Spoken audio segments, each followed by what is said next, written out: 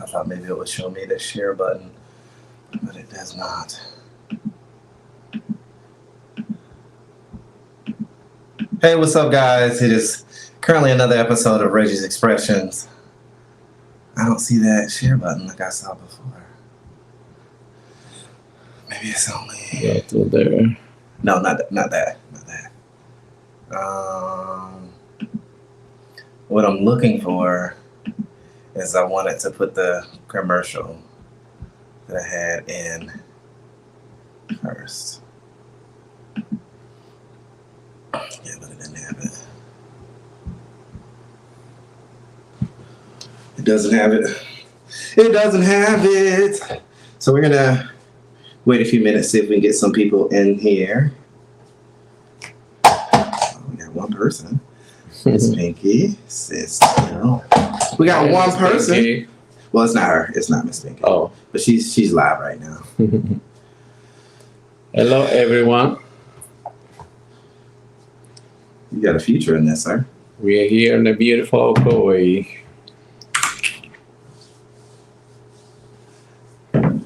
So how you feeling?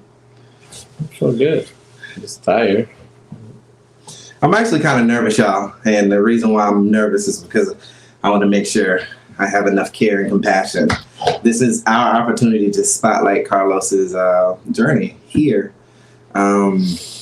So, without further ado, let's go ahead and get started. So I came up with the idea to interview him because he just went on a journey to Colombia about a week ago.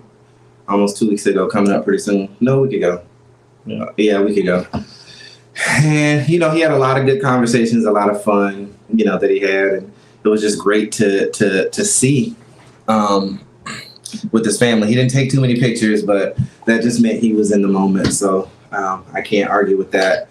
But I figured I'd get an idea because, we've talked about it here in little capacities every now and then in terms of like his journey and stuff. But I want him to tell his journey, and I'm going to ask questions that will kind of trigger, certain memories and things. So if you have any questions that you want to ask, we may get to them. But I guess we'll see. So Carlos, you've been here, or Love, you've been here for about 21 years. 21 years, right? And I know this story. It's going to be 22 on January 12th. And I know this story, but because, you and I kind of talked about our journeys throughout here. Tell me about the story, or tell me how you felt living in Venezuela, like when you were younger. Kind of the epiphany that you had. It was rough because we were very poor, very humble.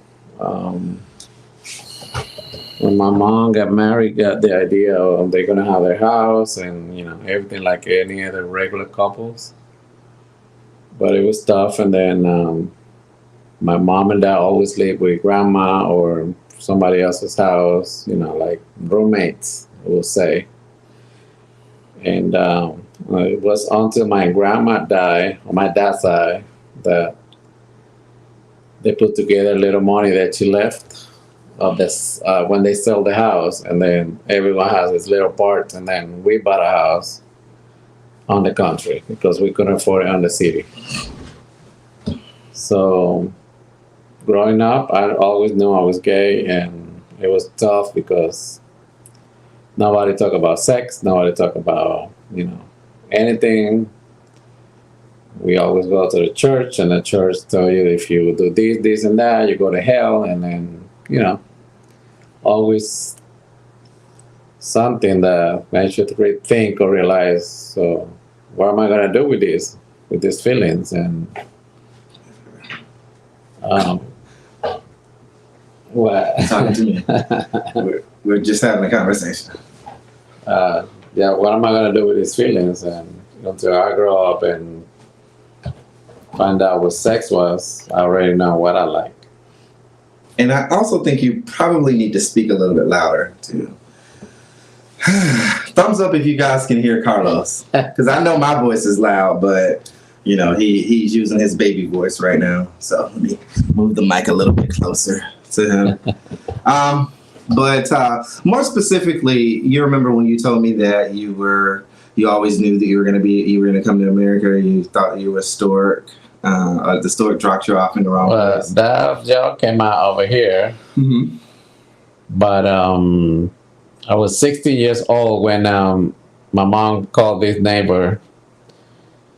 He was younger. He was like 20 or so, but he knew how to do construction and all that stuff. So my mom hired him to do some stuff around the house, but she didn't have money to pay somebody to help him. So she asked me and my brother to help the guy, do the cement and mixing and giving the blocks and whatever while he was working.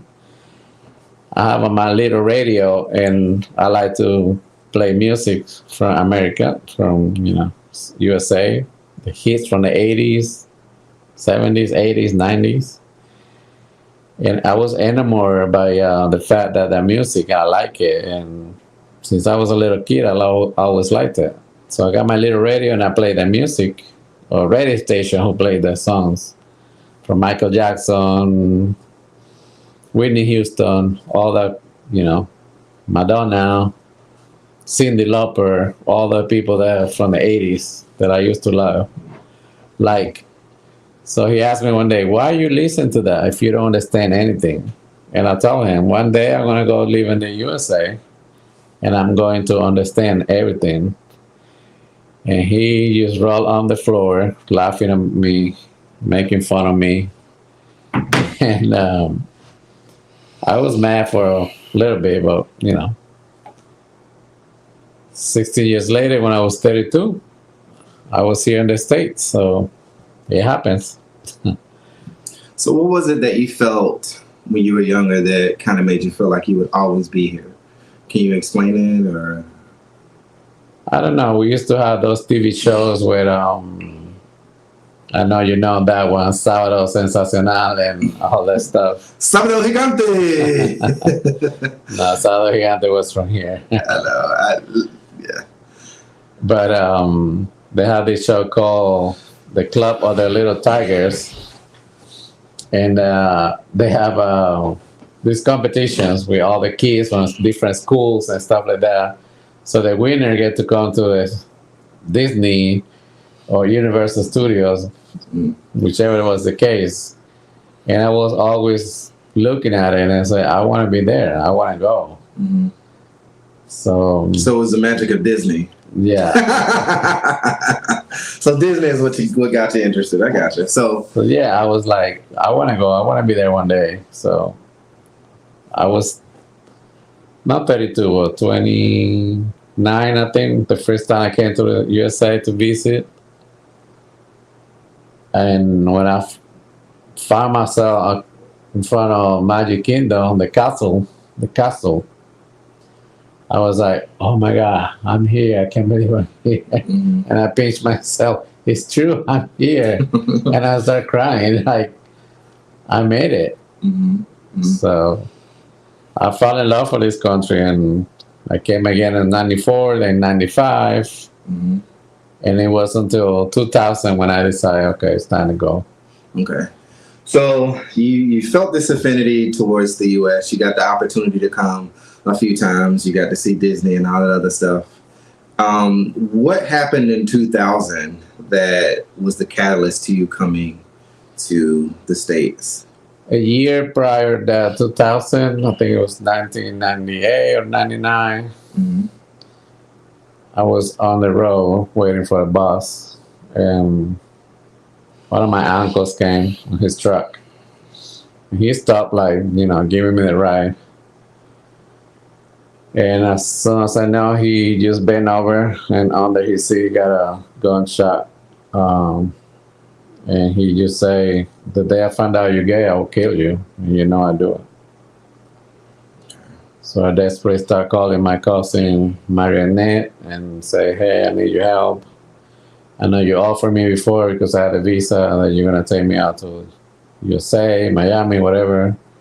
I need to get out of here. And I explained her why. And I told her not to tell my mom or anybody because I don't want to be a big deal or, get worse or what it was. She said, don't worry, I won't say nothing. And she kept her promise, she did not tell anybody. The one thing I forgot, because I assume that people know, but where are you from originally? Where? I'm from Venezuela, South America. So this is where all this happened. It happened in Venezuela. Obviously, different cultural rules and creeds and stuff that exist out there. And his uncle, unfortunately, threatened him. Yeah, so then a few times she said, yeah, we're going. So I'm going around this time. And then when I call, my aunt would say, no, she's already gone. And I said, okay. Like 3 times the same thing happened. And I was kind of like, okay, I give up. I moved out of my house. I was over at friends that she knew who I was. And, a lot of people thought we were dating because we go every weekend to dance and, we dance a lot together and we drink and, have fun. And most people thought we were a couple. But she was my confidant, I told everything that happened and she supported me and I appreciate God for her. So it was at her house when my dad came to get me. My cousin finally said, okay, it's time to go. We're leaving tomorrow. I wasn't prepared. I had nothing planned. I had nothing packed. So it happened like from 1 hour to the next one. I had to go check my passport, pick up my stuff and leave. I couldn't say bye to nobody. Well, my mom that was on the house when I picked up my stuff, my younger sister, and my dad. But I couldn't say bye to anybody else. So I want to take it back a little bit because you said earlier that you always knew that you were gay. Did you have any relationships with men prior to you coming to the States? My first contact with a guy I was 5. Mm-hmm. I would say I was raped, but it wasn't violent. It was something casual and it didn't hurt. And it was from I was 5 to maybe 13. We decided to move out to the city again. And back then, I didn't have any more contact with men until maybe I was 27 again. I mean, you obviously have learned that at 5 years old, you didn't have the agency to be able to say yes or no. So even though it wasn't violent, it was against your will. And, that definitely defines what rape is. And one thing I will have to say is, when you tell that story, especially publicly, and I get why you do it, I know for me, sometimes I kind of go into like, whenever you tell it, but I know I don't want to, stifle you from being able to tell that story because it is a part of your story. And I'm pretty sure that had a lot to do with kind of how you saw sex later on and stuff like that. But my heart breaks for you when you tell that story. And I guess ultimately I just kind of want to protect it because I don't want people to judge you for it. But at the same time too, I understand that that's something that you have to talk about. So so you didn't have any other contact. So I don't count that with the gentleman who took advantage of you. I don't count that. Or at least in my eyes, and whatever you decide, that's up to you. So it wasn't until years later. How did that relationship happen? I was driving. I have a small little business set up. Who was your business? I'm doing ceramic and painting, and I rent this little spot on the small town because we live in the country. Along the road that communicate one city, small town with next another small town. And it was invisible for people to come and buy stuff. So I went to a small town. I have a lot of clientele that buy stuff from me. I was kind of known by what I did. And this guy was on the road with a woman, and he looked at me. It was like a mutual understanding. Yeah, and then I keep going. He stay on the road, and a couple of days later, he found me where I was, and I was so nervous and excited at the same time, to the point that I got sick. I didn't eat for days because I didn't know how to do. Because I like it. He was very attractive, and it was something like I had repressed for years. Going to church, praying, please Lord take this away. Like, it never ever happened. So I was on that stage that I was like, I give up. I don't know what to do. I'm just gonna keep going, supporting my family. I was the one providing most of the time to all of them. And find out that this guy was in a relationship for years with somebody we knew. She was one of my mom's friends' kid. And it was tough because it was so exciting. I feel excitement, but at the same time I was scared. Mm-hmm. And we only could have sex once. Every time I was failing. Like, I was so scared. We didn't have the right place to go, Mm-hmm. whatever, and it was kind of strange. Mm-hmm. So, how were your parents when you decided to come out to them?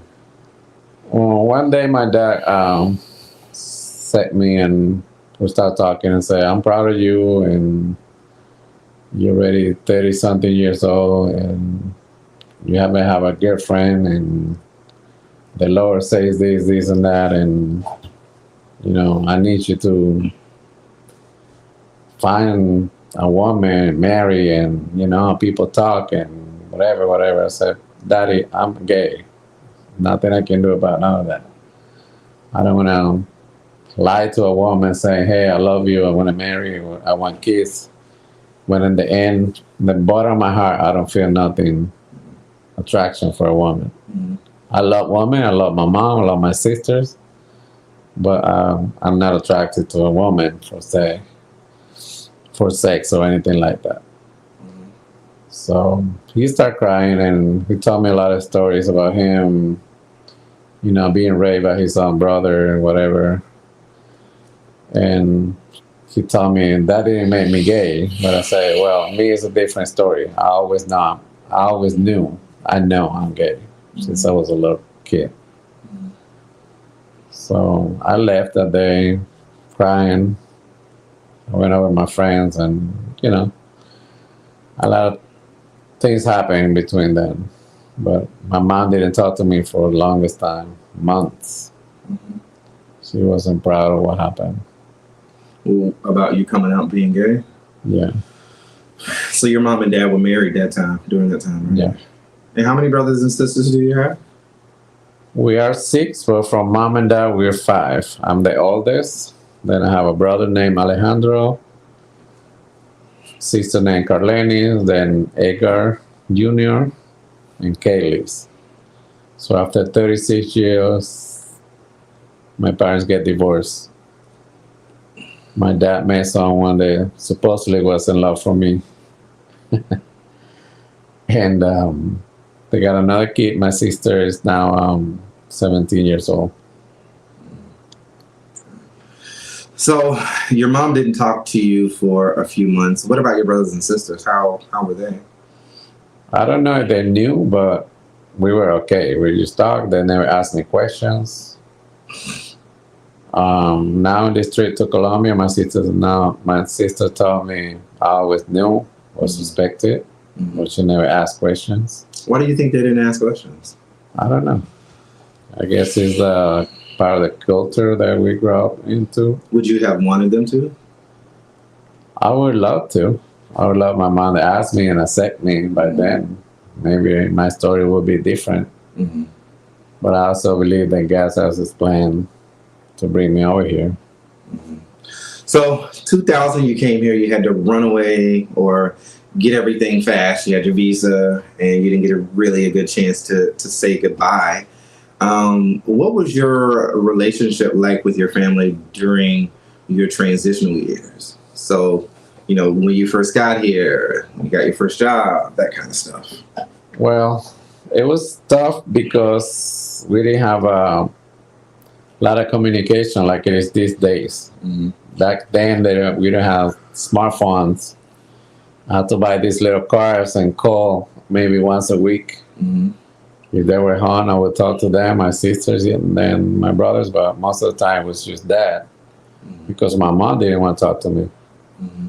As soon as I got here, I come out. The person that was staying out that I consider or call aunt, but she's not blood related, I already had my plan before I came out with her and say, I'll talk to a friend and say, she kicked me out, so I need a backup plan. So where am I going? Mm-hmm. And this lady said, yeah, you can stay with me. So when I tell her, she said, I'm okay with it and blah, blah, blah. But I stayed for 4 years and a half. Mm-hmm. But there was some issues there, like controlling. They didn't want me to go out late or whatever.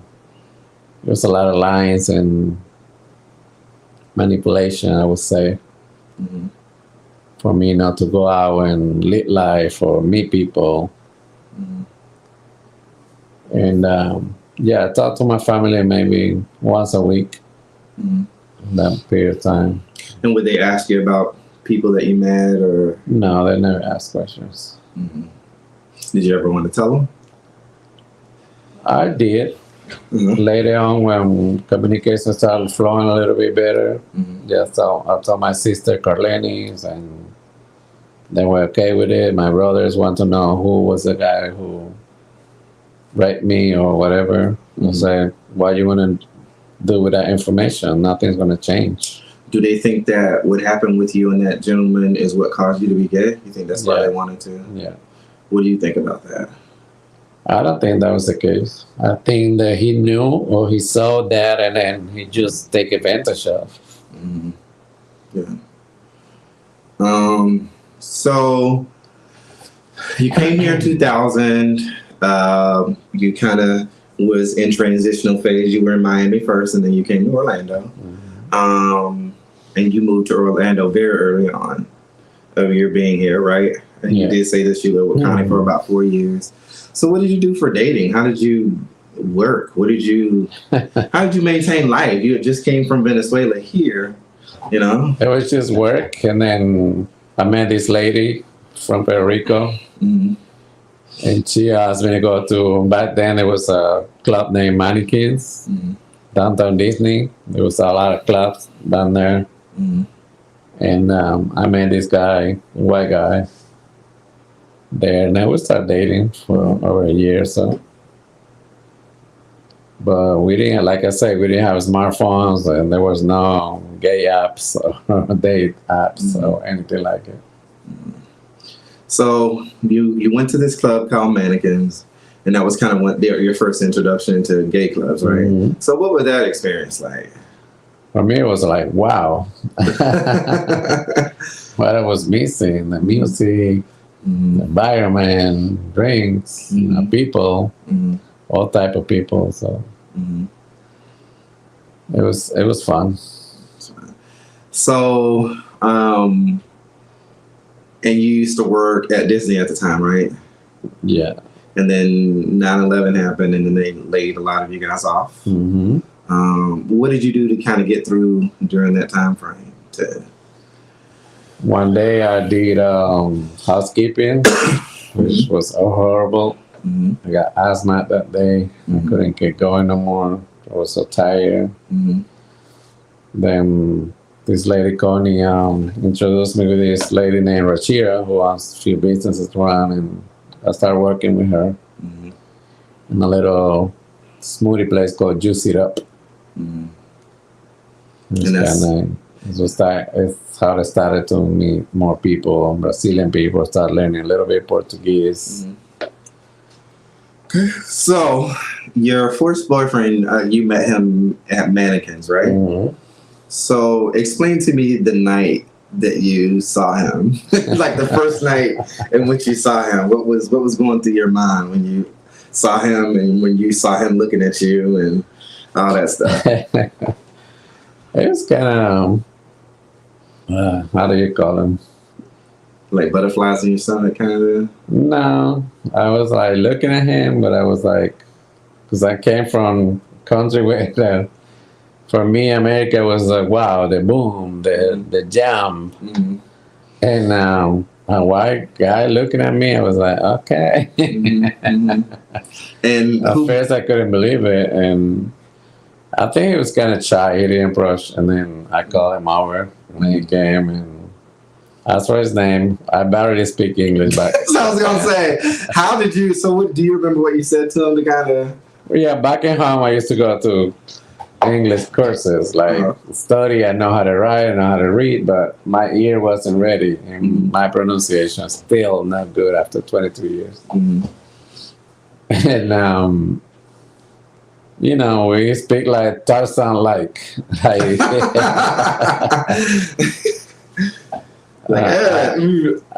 what's your name? You know, they say these days, and then it was tough. Well, we get it through. So that was your first introduction in terms of a relationship with that gentleman, and then you had obviously a few more relationships. So let's fast forward a little bit in terms of. Well, I don't really want to. I mean, I obviously know Carlos's story, so this isn't anything that's brand new to me. But I'm trying to. Okay, well, I'm gonna give it to you. What else would you after that? What were some other things that happened? Well, after that, I never lived with him. Like I never moved in. I stayed with him once a week or maybe twice a week.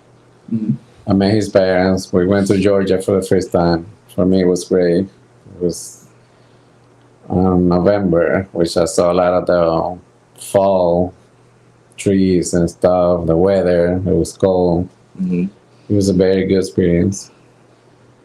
After that, I met this other gentleman, white too, and after a year of dating, we moved in. It was my first experience living with somebody, being gay or same sex relationship, living together, and it was good for a while. His mom adores me still to the day. And, you know, I started learning more English and, you know, working at a few jobs. And I learned day by day. And I'm still learning. I'm still in the process of learning. So did you talk to your parents at all about those relationships that you had with those people? No. No? They never asked and never feel the need to tell them. And what do you mean? Explain that to me. You never felt the need. Knowing the religious background, you know, for them being Christian Pentecostal, for me, feels kind of disrespectful to just go and tell them. I mean, if they could ask me, I'd maybe tell them. But I never feel necessary for me to tell them, hey, I'm doing this, exactly this, and that. And I guess never feel, I mean, obviously I was in love with these other people, but everything was all different until I met Reggie. And we met in 2004 or 14. I'm sorry. And when I met Carlos, well, I'm talking about when we physically like actually met for the first time. Y'all all know this, but we met on Grindr, right? And then take it away. Yeah, we met on Grindr and we dated a few times, couple times, and then he asked me to be his boyfriend. I said no, I'm too busy. I got 2 jobs, and it was about 6 months me getting off another relationship, which wasn't that great. It wasn't good. His mom was very needy, and she treated me very wrong. And when they trying to ask him to defend me or something or say something, he say, that's between you guys. I'm not in there. I'm not involved in that foolishness or whatever he will say. And that hurt me because I'm your partner. You're supposed to love me. How you gonna let her treat me like that? Because it's your mom. And I didn't thought it was fair. So I was just enjoying being single for about 6 months when we met. Mm-hmm. And I was like, okay, I'm enjoying this being single thing. It was one night stand, whatever.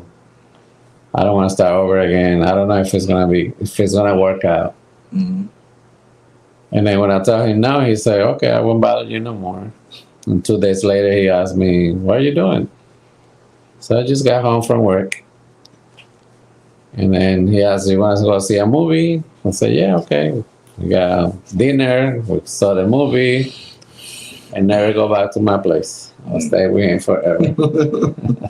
And what was very interesting about that relationship that you had just gotten out of is, I don't know how we got in the conversation, but the previous year I had went on my first cruise, and I just knew I enjoyed it, and I wanted to go again, and I wanted to take someone with me. And unfortunately, the relationship that I was with, we were on the outs at that point. He said he never wanted to go, whatever. And I brought up the idea of actually, going on a cruise. And I don't even know how it got brought up in conversation, but what did that gentleman say to you? I was in that transition to get my green card. And then he asked me, what are you going to do when you get your green card? What's the first thing you're going to do when you get your green card? And I said, well, I want to travel. I want to go on a cruise. And he goes, a cruise? Who are you going with? And I say, with you? I say, hell no. Have you seen the movie Titanic? And I was like, yes. Okay, do you see a black person in there? And I think for a little bit and think about the movie, and my brain start going through the movie. And I say, no. And then he goes, exactly. Black people don't go on cruises. And I was like, wow. Yeah.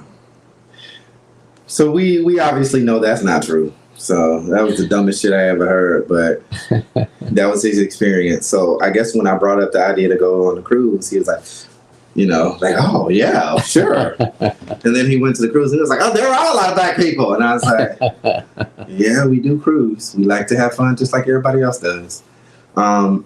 So what did you, when we first got together and then we started to have our relationship, what were you thinking? Like, what were you like? Was this too good to be true, or?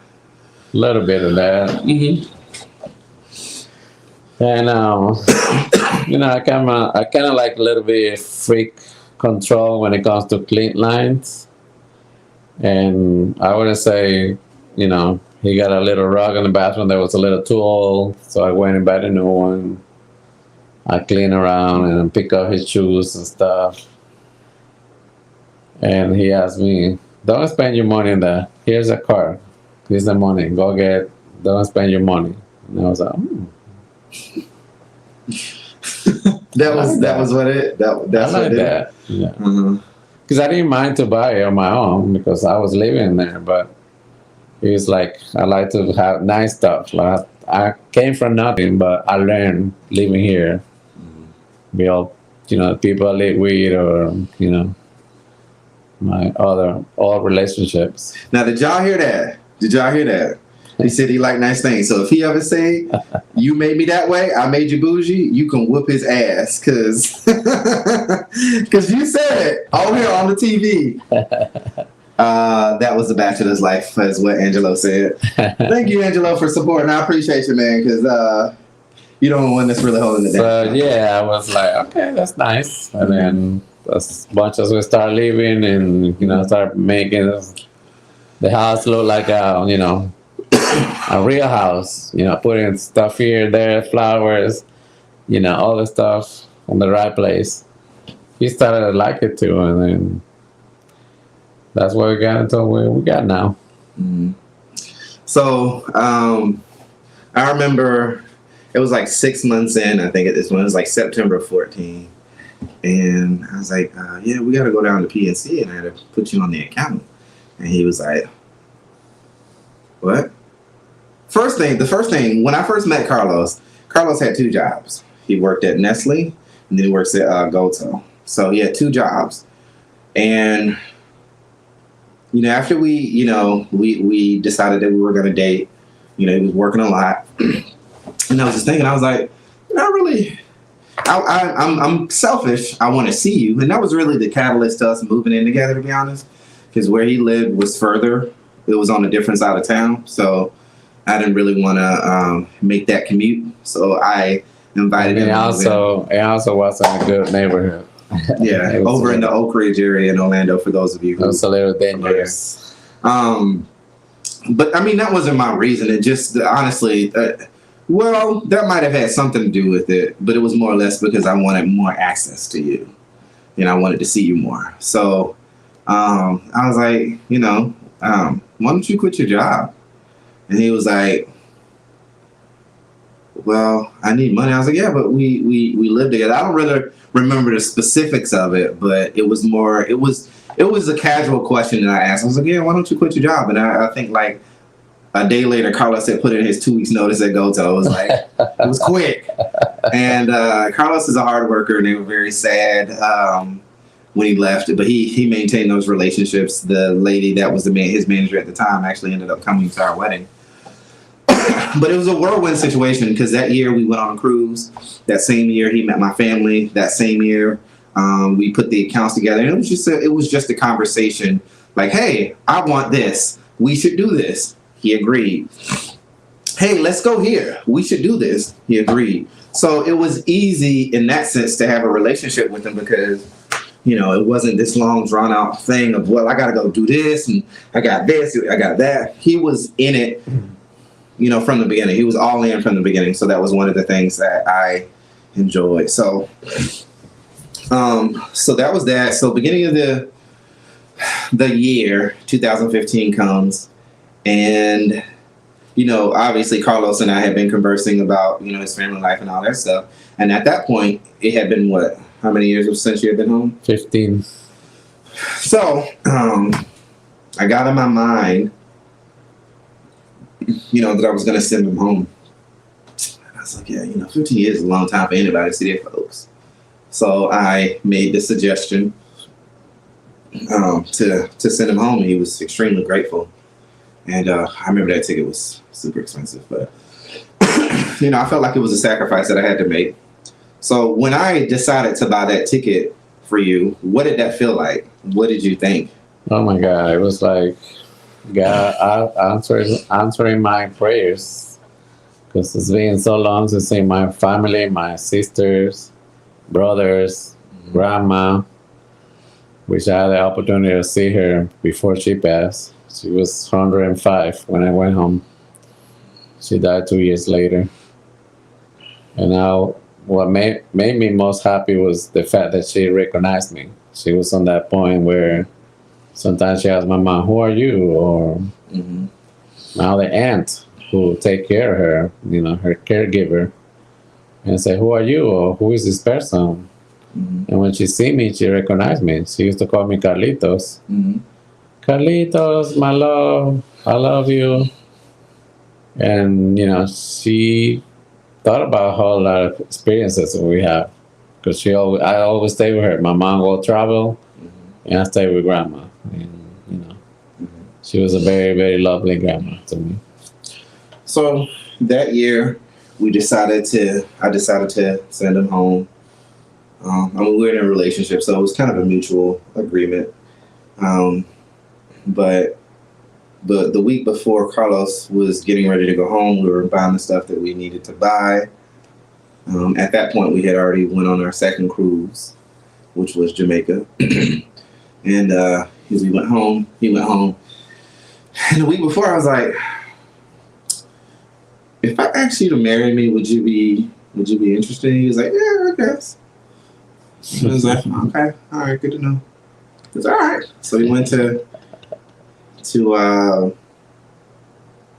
Venezuela.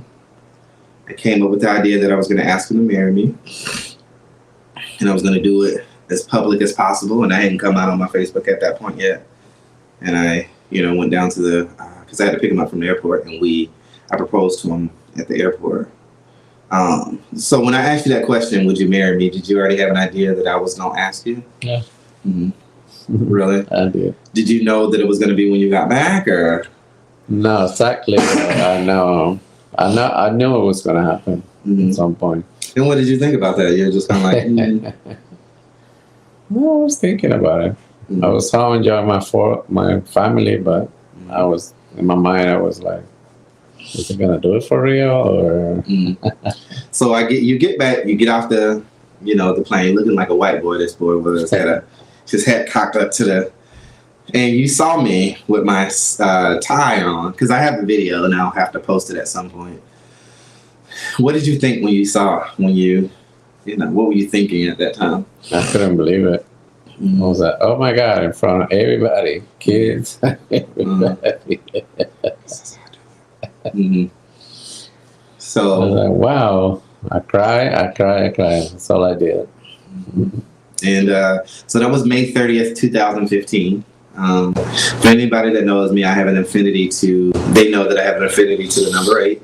So when you add up all the numbers in 5, 30, 19, or 2015, it all adds up to 8.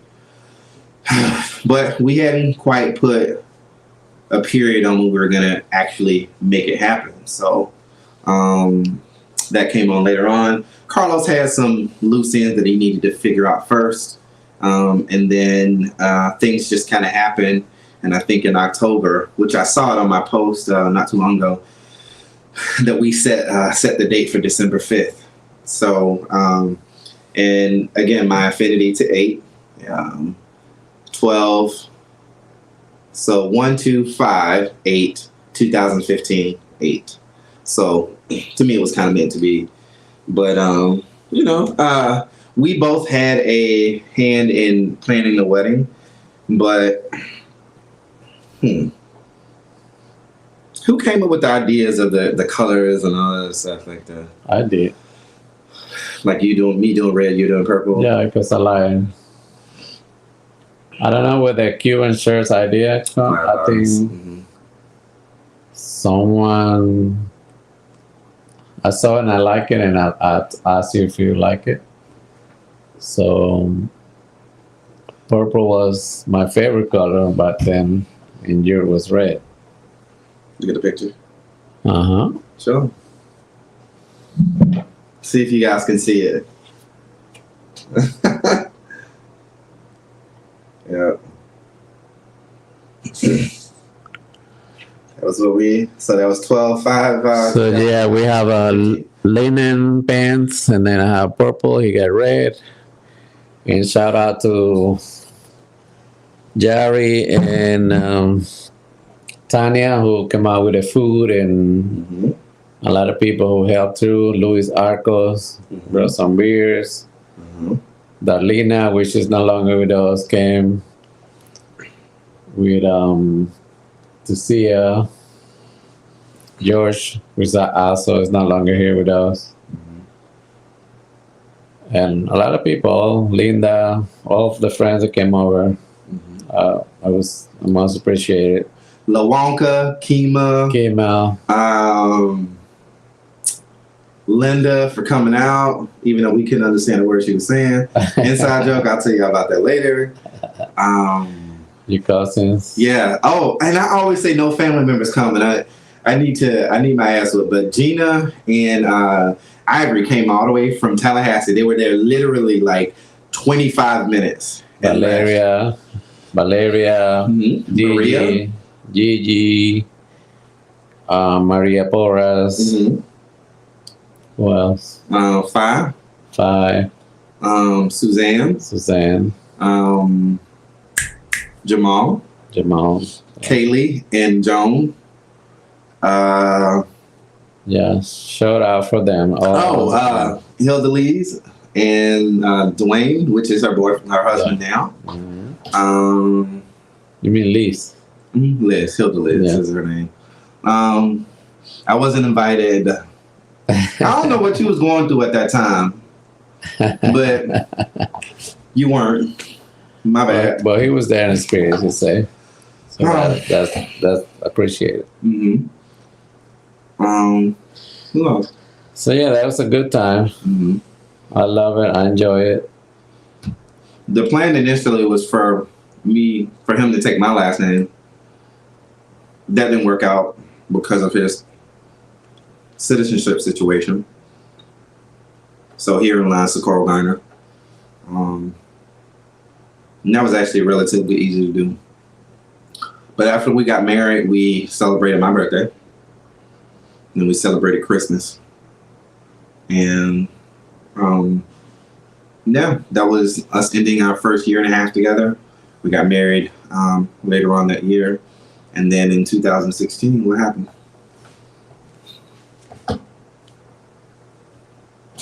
Oh, we bought a house. Mm-hmm. Yeah. Beautiful home.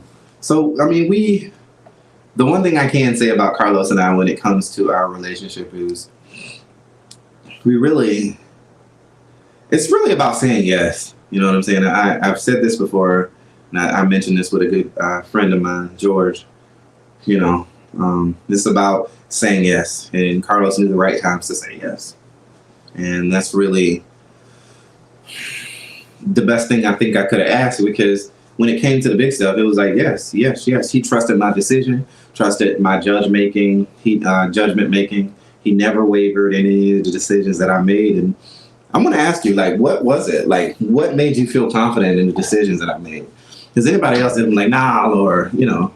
You seem to be very mature, even though I'm older. Sometimes in my mind, like, I feel like a little child. Even when I get married. Tradition. Oh, day. Okay. Instead of the hyphen, it'll be day. So, yeah, now always seems like you're very mature for your age, and the way you speak, and the way you move, and the way you do things. It's like, this guy's a gem. You know, the funny thing about it is, I used to get this a lot because I've always dated older men, and it's funny because I remember when I would date people that were younger than me, they would always say, "Oh, I'm very mature for my age." And I'm thinking to myself, well, you can't be, because if you are, you know you would never say that. Yeah. You would never say that you're mature for your age, which means you're forcing it, which means you're not being genuine. So I never said that. I never had to. And I don't know really where that came from, to be honest. The way I talk now is really the way I've always talked, even when I was a kid. And I really didn't have the guidance to feel or understand anything else. But I always felt that way. You know, I always felt wise beyond my years, if you will. Sure. And everybody else that I've dated has always, you know, that's always been right on line, you know. I don't know. I mean, I can't really attribute it to anything other than... And the other thing I could say is I feel like the other people that I date never had the best interest in me. And Reggie was all the way around. He was always at my best interest, our heart. Like, sometimes I fight harder for him than he would fight hard for him.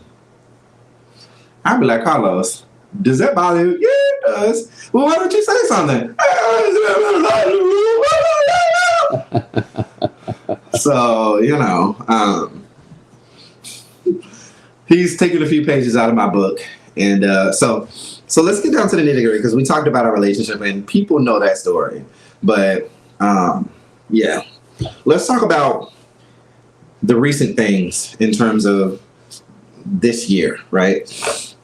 This year for both of us has been very impactful. And, you know, me losing my mom and then you losing my dad. Mm-hmm. So that left empty spot on my heart. Like, I couldn't go there. You know, I financially did everything I could. And I appreciate all my friends, co-workers, family who collaborate and donate for my dad to have every treatment, Pampers, medication, everything he needed until the day he died. I have to say thank you to all of you who donate and collaborate. Mm. And you guys were great too, when it came to my mom passing, the kind words. My mom had a fast onslaught, so, she passed away fairly quickly after I found out. So, his story was a little different. We had a few months of knowing before his dad passed away. Yeah. So, that left emptiness on my heart, and I feel the need to see my family, my mom especially, because even though they were divorced, she always have care for him. Mm-hmm. If he comes around to see us, or my sisters and brothers, if she have food, she will feed him. If he needs money for bus or whatever, she will give it to him. And they always thought, they never felt like they were enemies. They were friends. And not to fast forward, 2020, I think that's when Carlos and I found out that, that we were going to be married for life, because a lot of relationships didn't last through the pandemic. And I think it brought us closer, in terms of our relationship and how we saw things. He had 2 months off last year where, he just had a lot of time to do nothing. And Carlos, as much as he'd be like, I'm tired, his ass can't sit down for nothing in the world. So, but it was a lot of time for us to reflect and get to know each other, and for him to do some of the stuff that he does. So what are some of your pastimes? What are some things that you enjoy doing? I like painting. I like cook. I like to create. Mm-hmm. I like art craft and paint. And, for the first time I did oil painting, which I always had the idea or, the thoughts about doing it, but never did until the pandemic came. Mm-hmm. I made the suggestion. He was like, I want to buy all the things to do it. It's like, okay, because I always have had a soft spot in my heart for him, and I like him to be him. I like him to be creative and to be in his mind, because it gives me another point of being able to admire him. And one of the things that I absolutely enjoyed is when we would go on cruises or new places. The thing that was very addictive for me is to see how Carlos would see things, just go on places. Like, for example, the cruise that I went on this with him was the same cruise that I did the year before. And it was like experiencing all over again, just with him and how he was. It was just amazing to me to see. He was like, wow, oh my gosh, this is beautiful. And it was just great for me to see somebody actually take the time to really acknowledge the small things. You know what I'm saying? Because I've grown up with this. I've seen it. I've seen big buildings. I've seen big places. I've been all around the world. Military gave me the blessing to be able to do that. But, I never got the opportunity to appreciate it because it always was here. So when Carlos, got to see those things, it was like I was experiencing it all over again.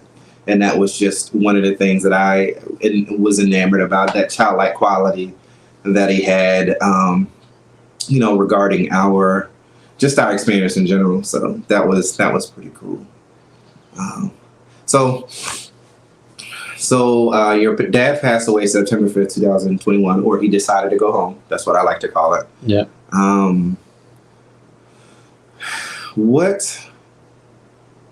What was your reaction when you found out your dad had passed away?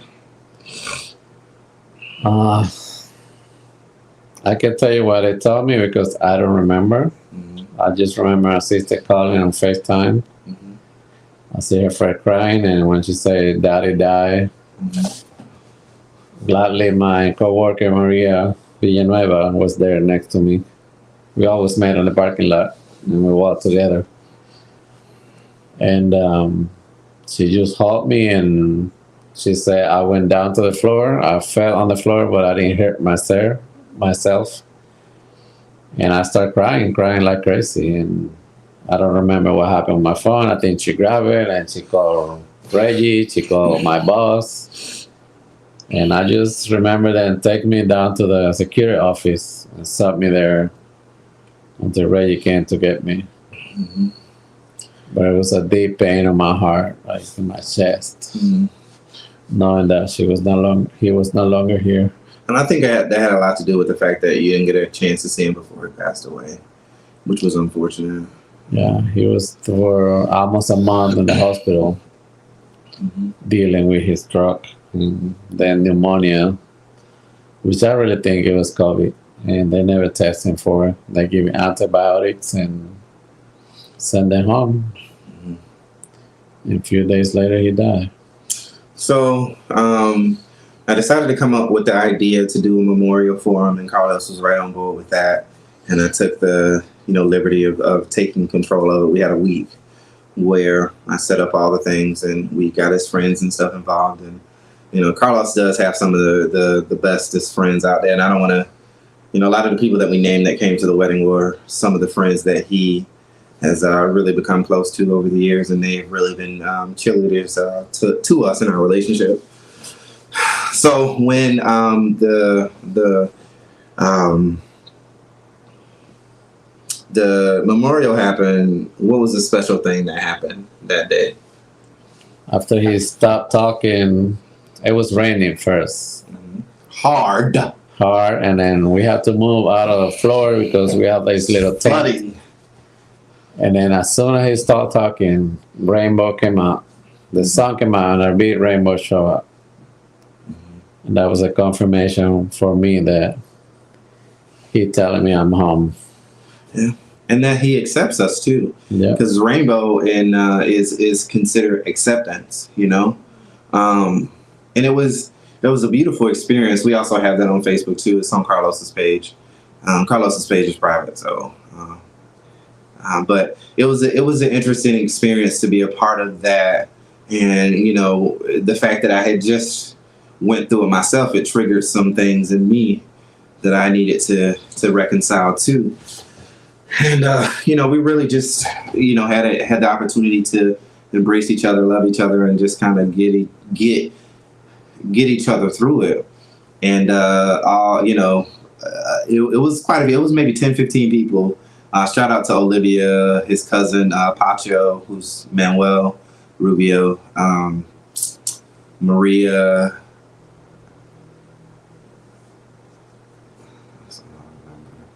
My friend Lily Rios, Mm-hmm. Mary Mesa. Mary? Yeah, my friend Mary. Which one's that? Mary Mesa, the one. Oh, right. I shouldn't forget Mary. Mary be everywhere. If we have stuff at the house, Mary, if you hear this, I'm sorry. I didn't. Jarima and Luis. Mm-hmm. Yep. They always show up. My friend Ladies Rios. And Ladies and Christina. Mm-hmm. Co-worker Christina. Yeah, and then Olivia and Michael. Mike was there. So that was in September. All of October, I was having a discussion with my friend George again. And I was like, I think I should send Carlos home. And he was like, I was crying one day, and then he asked me, "What can I do for you?" And then I say, "All I want is to help my mom, mm-hmm. cry with them, see my sister and my family." I wish I can say that story was what prompted me to buy the ticket, but it did not. But hearing that now, maybe that's what planted the seed in my mind. I don't know. I don't remember. Maybe. Okay. So I bought the ticket. It was very inexpensive. And weeks prior to it, I just remember being nervous. Like, I don't know why I was so fucking nervous. I was just like, he's going to be gone the whole week. And I just was not ready to deal with being, by myself here, with the dogs and having to do all the parenting stuff. But I found out that it was very easy. But it brought us to this moment that we're going to talk about now, which is kind of the sense of closure and the conversations that you had the week of your family, being with your family. So, so what did you think when I told you were going home? How did you feel? Oh my God. I was driving to work and he goes, check your email. I was like, I'm driving, don't distract me. Check your email. I was like, I'm driving. Check your email. You always text and drive. Don't tell me that now. So I checked the email. Which that conversation did not happen because he never texts and drive at all, ever at any point. So he waited until he got to work and then he checked his email. No, I checked it. No. Go ahead, continue. So I checked the email and I was like, oh my God, I'm going home. And I was like, oh, happy tears. I cried and then He went to work, kicking. went to work. I text my sister. I'll be there on November 1st. Mm-hmm. They start like crying too, and my mom gets so excited because they could ask me every time, "Where are you coming? Where are you coming?" Mm-hmm. And I would say, "I don't know, soon." But I keep saying soon, but I mean, deep He in didn't my know heart, when. I knew something was gonna happen. And Yeah. being there was another amazing experience to me. But the week the week before probably was the most stressful for me because normally when we travel, I do everything. Yeah. Hotel stay, what we're gonna do, all of it, which is why he defers to me a lot. But it was like, I'm not gonna be there, so you need to figure it out, And I ended up doing stuff for him. But I was just really nervous because I'm like, he's gonna be by himself. It's kind of like how it is with, I'm not a father or a mother or anything, so I can't even say. But it's like sending your kid off to school for the first time. You know what I'm saying? Like I was like, he's gonna need something. I'm not gonna be able. It's very nerve wracking for me. But November 1st came, and there was a little hookup, which was you traveling, trying to get to the flight.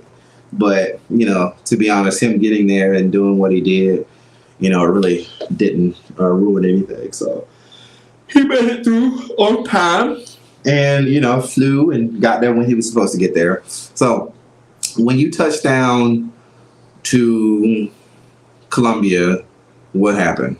Oh, my heart was pounding like crazy. Mm-hmm. Why? Because, after 6 years, I've not seen my mom. My dad's gone. I have a lot of emotions in my chest, my heart. And I have a little issue with my suitcase. He called me mad. He was in a bad mood. And I was like, you need to get your shit together. And I hung up, or I think. And then I called back, and I guess he had calmed down and he found his bag. But yeah, but I was supposed to be out of the airport by 4 and ended up being by 6, 2 hours later. Because I thought the airport was bigger like it is here in Orlando. Even though it's big though, the immigration bar is very small. So they only had like 3 carousels for baggage claim. So I keep walking thinking that my flight was, my bag would be a little farther away. So I ended up getting out of the immigration side, so I couldn't get back in once out there. So I had to go and find Copa's office and, ask for my suitcase and say you have to wait an hour and a half, which ended up a little less, but, it was tough because they were outside. It was cold. They were calling me and saying, we wouldn't see you. I don't see you either. They cannot come inside the airport. They have to stay outside the door. So I finally found a way to come out and see them through the glass. And then I talked to a security lady and I said, can you please let me help my mom? Because my suitcase is somewhere over there. I have to wait. I cannot get out. And I need to just help them. And she let me just right there at the door. And that was very, very nice.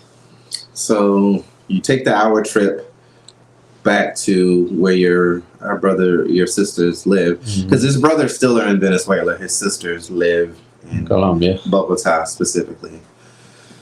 What was the first conversation y'all had?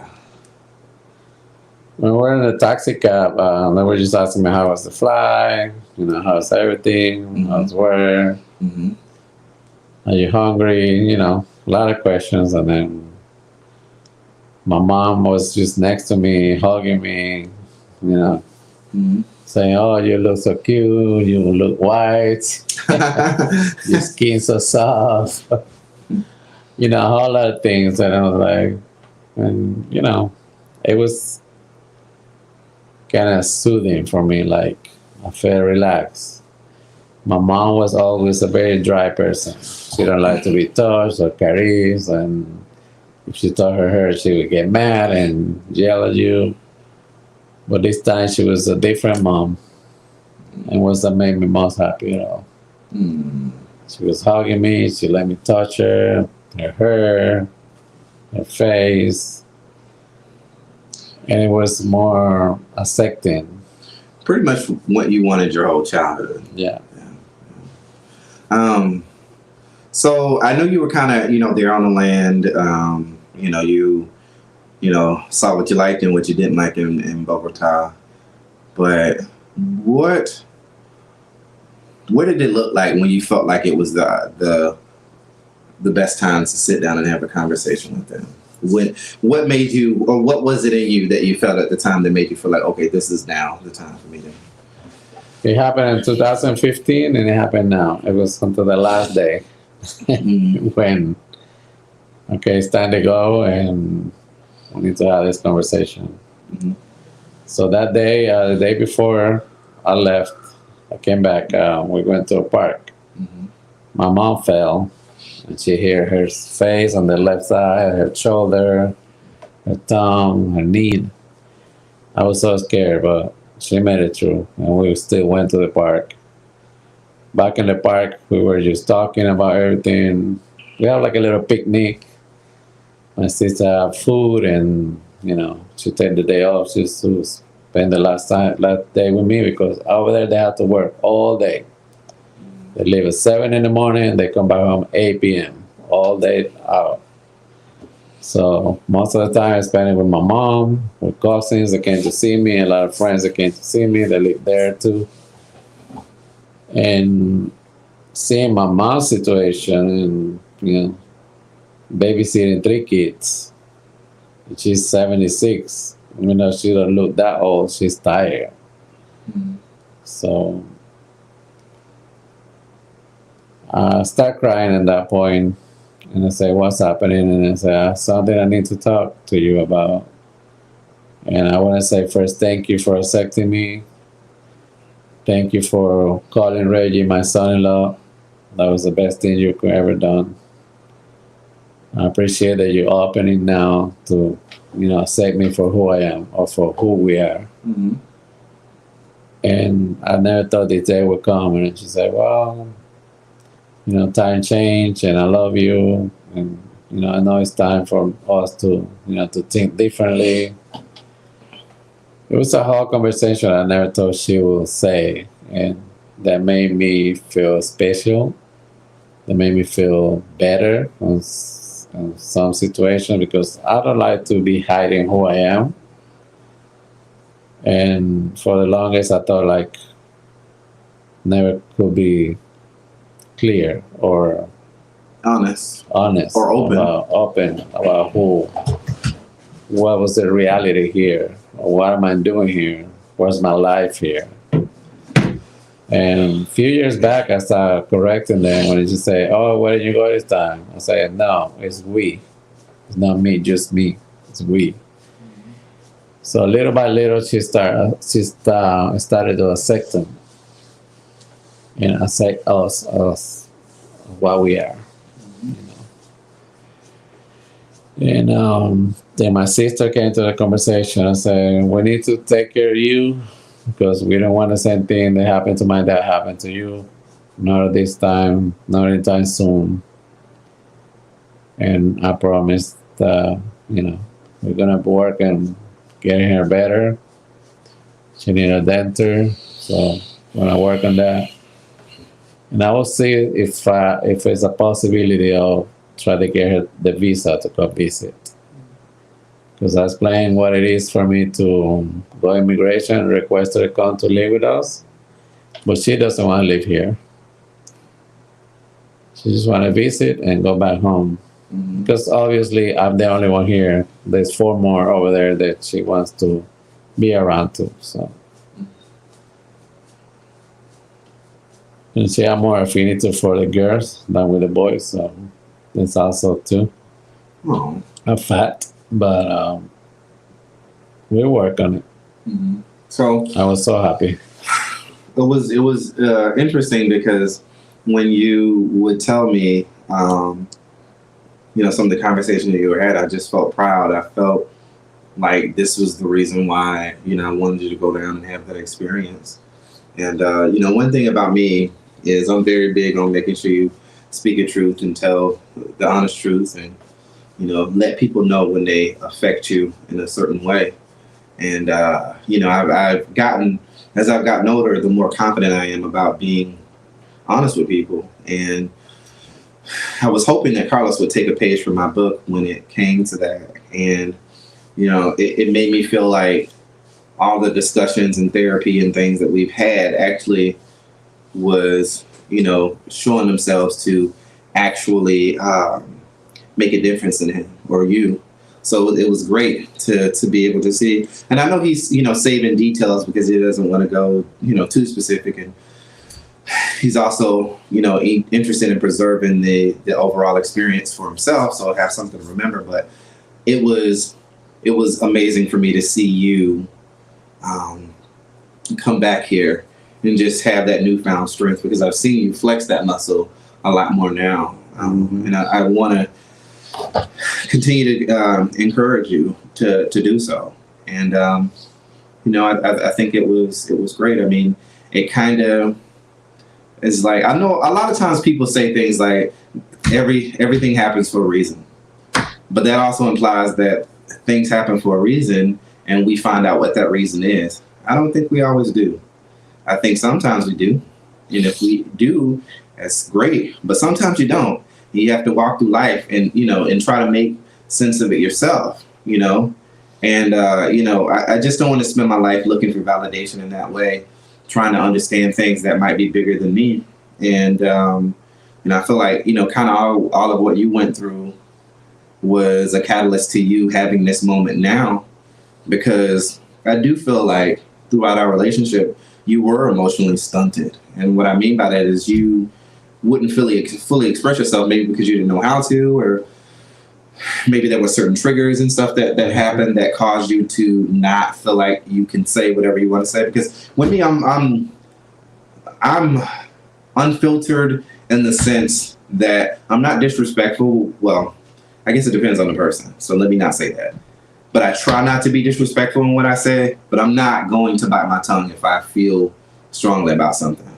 And it took a lot of years for me to get to that point. And,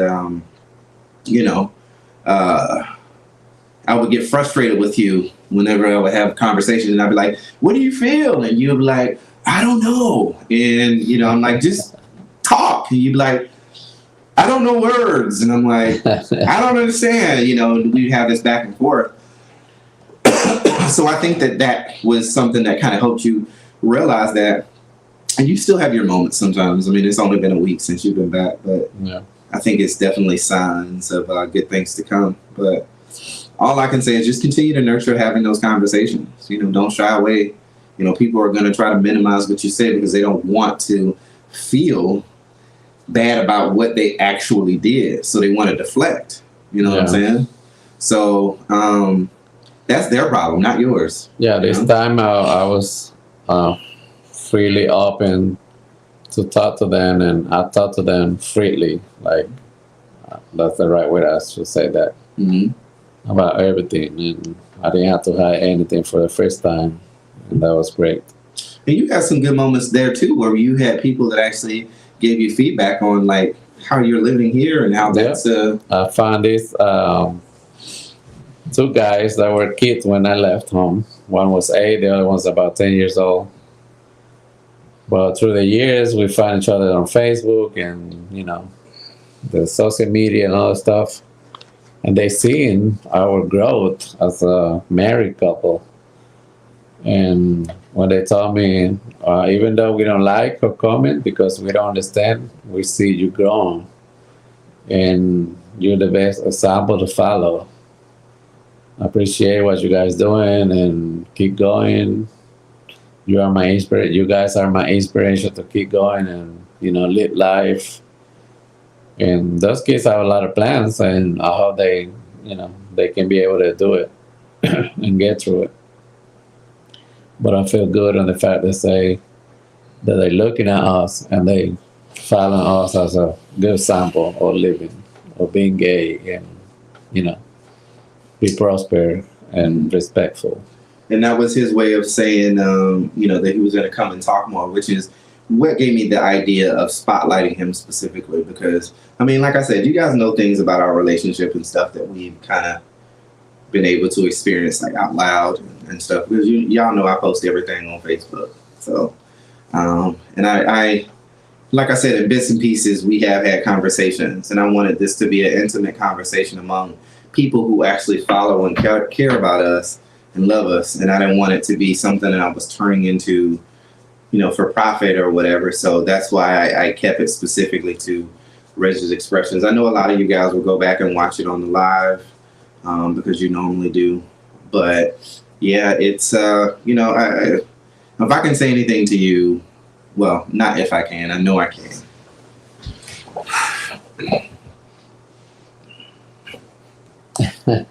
You are my inspiration. Oh, You've been my inspiration from day one. oh, And it was something about you when I first met you that screamed sadness to me. And I think in a way I wanted to get you out of that sadness. And I feel like everything we have in our life right now, you know, and us having this moment is an example of that, you know, for you. And I wanted to show you that, you know, you deserve love and you deserve kindness and happiness. So I appreciate that you're giving that to me I'm grateful to have been a part of your journey. because I feel different after I take this trip. Mm-hmm. You know, spending the time with mom and my sisters and being more open, Mm-hmm. talking about us is just that's what I needed Mm-hmm. to, you know, to finally be happy. Yeah. So, you know, I'm grateful to see what's next for us. I will tell you guys that I had a lot of anxiety behind this. You know, I got really nervous and I was sweaty initially, but thank you. Thank you for loving me and being here and being my biggest cheerleader and, you know, really have become one of my best friends. You're gonna be famous. You keep saying that, and I don't want fame if it means that I'm going to lose everything that I'm appreciative for now. Well, you're gonna be successful. Yeah, I like that better. Okay. And I've heard a lot of things this week that have kind of confirmed that for me. And yeah, I'm just Yeah, to keep going. yeah, I will. I plan to. So, but that's all I have. Again, I love you, adore you. We gotta give the outro. You know what I'm saying? So before I go, is there anything else that you wanna? I would say thank you, every one of you, to watch and listen, and please support this guy here. He's the best thing ever. He's the jam. Reggie's Expressions is the jam, and we need to put our word out there, or this channel, to help people grow and be better, and find inspiration to be better, to be successful. That's the plan. I mean, I want to be able to have good conversation. I know it ain't gonna always be peachy keen. I mean, the common goal that we had for each other, or had, is the fact that we love each other, you know, through it all. So that made it easy for us to have this conversation. But I hope that your story inspires somebody else who's sitting over in Venezuela. I wish we could have. Maybe this will be the episode that we can translate to Spanish. Yeah. So I'll have to reach out to him. So with that being said, guys, that was another episode of Reggie's Expressions. I appreciate each and every one of you. Please don't forget to go follow, share, like, all of that other stuff in terms of Reggie's Expressions. I feel it in the zeitgeist out there. I feel that it's going to happen. And thank you guys for all of your support. The page is growing every day. The Instagram page is growing every day. And thank you so much for everything. And you can find us on YouTube. This will be on YouTube. So for all of my friends, I'm going to make sure you guys get tired of seeing all these links to go watch it, because you need to go watch it. All right. So that's been another episode of Reggie's Expressions. You guys enjoy your night. Thank you so much again. Peace. Peace. Until next time.